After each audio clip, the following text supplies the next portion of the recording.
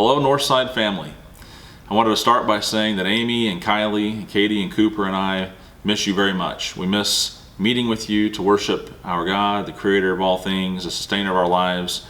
We miss seeing you and being encouraged and uplifted by our time together at this place and in this community.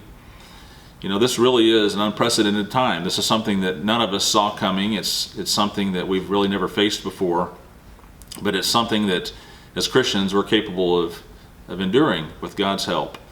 It's not the last time Christians will face difficult times. It's sure not the first. It's a time that we can look for opportunities to reflect what we should be as Christians, that we can show Christ in this world. We can show a peace, we can show a gentle assurance that things are okay despite difficult times. It's a time that people are looking for peace. They're looking for something that's not scary. And as Christians, we have that.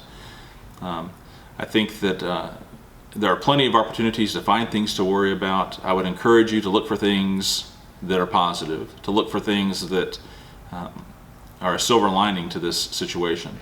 I'd encourage you to reach out to each other during this time via telephone and texts and emails, call and check on one another, maybe especially those elderly, people that can't get out, offer to take by some groceries to their house. You know, we as elders really struggled with the decision to suspend corporate worship. It's something that none of us wanted to see. It's nothing that any of us desire. We miss seeing you guys, and we know that all of the congregation here feels the same. That being said, we also feel that it's important to be subjective to the authorities. You know, a couple days ago, the CDC came out and made recommendations that no more than 10 people meet in a group to curb the spread of this disease.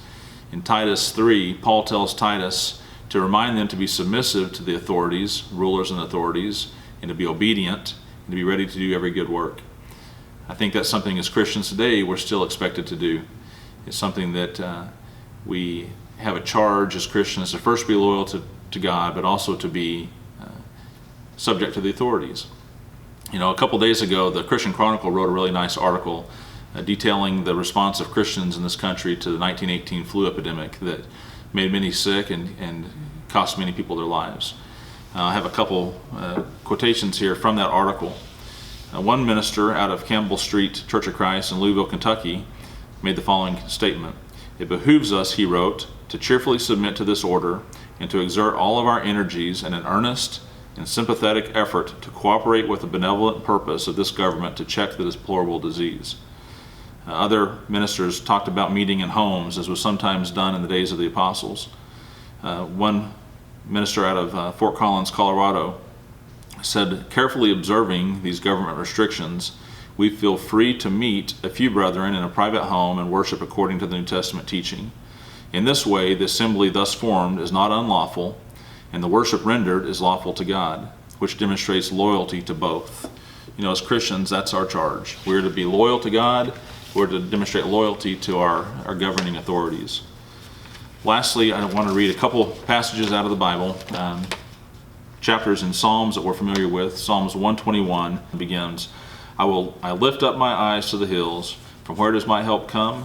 My help comes from the Lord who made heaven and earth. He will not let your foot be moved. He who keeps you will not slumber. Behold, he who keeps Israel will neither slumber nor sleep. The Lord is your keeper. The Lord is your shade on your right hand. The sun shall not strike you by day, nor the moon by night. The Lord will keep you from all evil. He will keep your life. The Lord will keep your going out and your coming in from this time forth and forevermore. In Psalms 136, give thanks to the Lord, for he is good, for his steadfast love endures forever. Give thanks to the God of gods, for his steadfast love endures forever. Give thanks to the Lord of lords, for his steadfast love endures forever. To him who alone does great wonders, for his steadfast love endures forever. To him who by understanding made the heavens, for his steadfast love endures forever. To him who spread out the earth above the waters, for his steadfast love endures forever. To him who made the great lights, for his steadfast love endures forever. The sun to rule over the day, for his steadfast love endures forever. The moon and stars to rule over the night, for his steadfast love endures forever.